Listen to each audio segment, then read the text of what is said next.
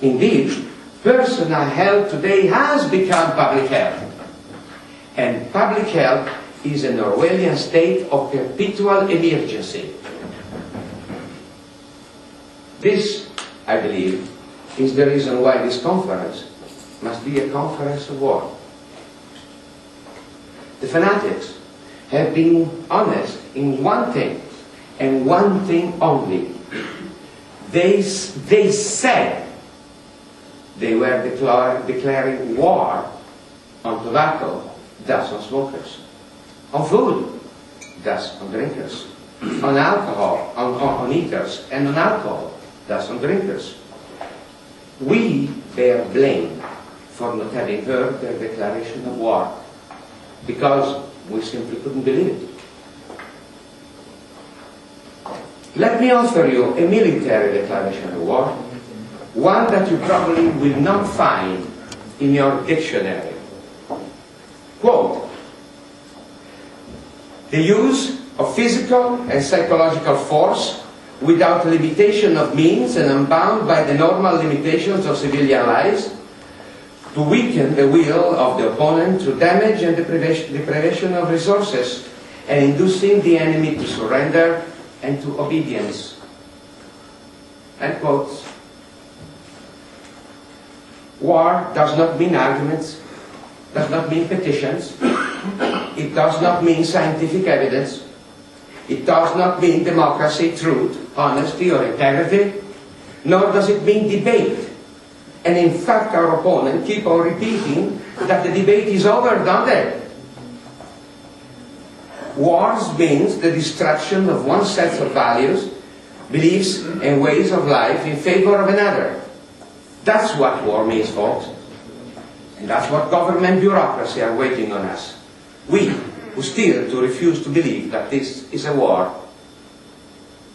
And unless you have enormous means, and in that case there would be no contest in the first place, the objection of the gentle pacifist that I don't want to be like them cannot apply either, unless you want to be slain. As repulsive as the thought might be, you must be and become like them to fight them, as they leave you no choice but to surrender. If you reject that, my strong recommendation today is that you just quit smoking, drinking, eating, and fighting, and enroll in the same obedience schools along with your dog, because you'll need it soon. Those who intend to fight should keep in mind that enlightened people cannot let the beast to kill the beast without becoming beasts in the process. I'm winding down my address to you today, and I would like to quote a great libertarian, a man who I personally know and deeply respect, Antonio Martino, the former Italian Minister of Defense.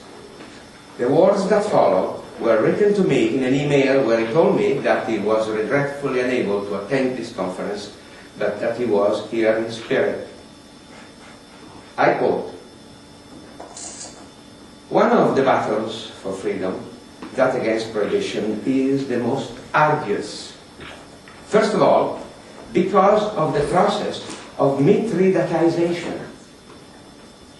In medical terms, Mithridatization means the acquisition of immunity to a poison by ingestion of gradually increasing amounts of it. In political terms, it means growing acquiescence to the liberty-killing acts of government. Today, especially when health, safety, and environment are involved, such acts are reaching levels that were unthinkable just a few short years ago. Because of that process," Martino continues, "people are getting used to the loss of freedoms that are only superficially secondary.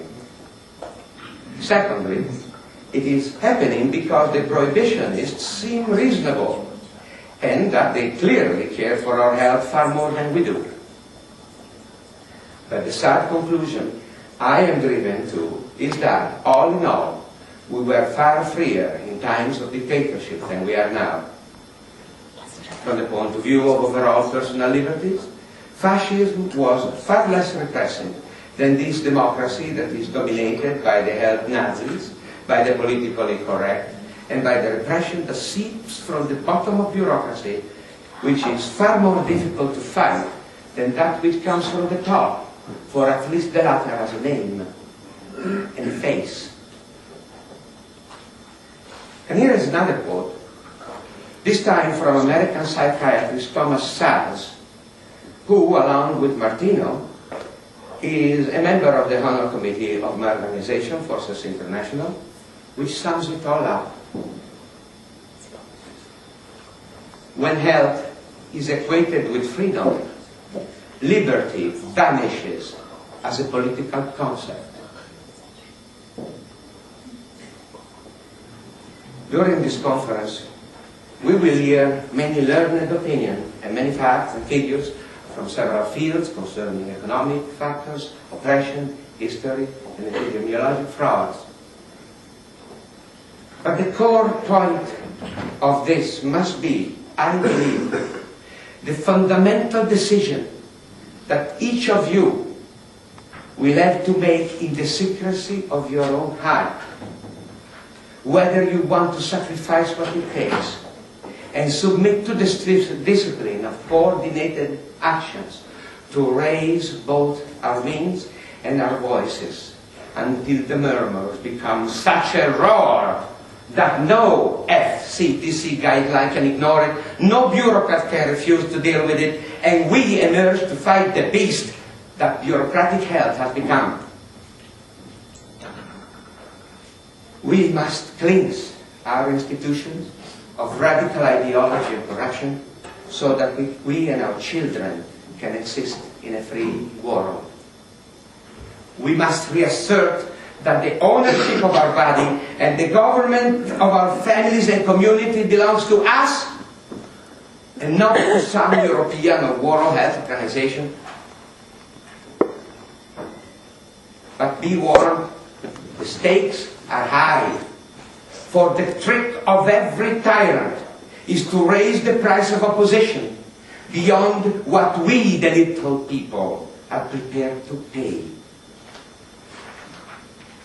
Let me tell you that to me, the price of that submission to coordinated discipline is insignificant next to that of guilty obedience. What do you think? Thank you for your attention.